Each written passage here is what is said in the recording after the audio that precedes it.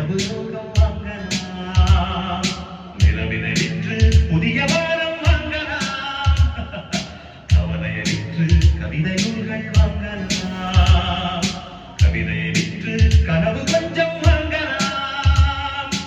உச்சிருக்கும் வயது வரை 20 வயதில் இருந்திடலாம் காத்திருக்கும் யமமுதலில் கவிதை எழுதலாம் வேண்டாமே இனிமேல் சச்சரவு வாழ்வாவே இதுவே உத்தரவு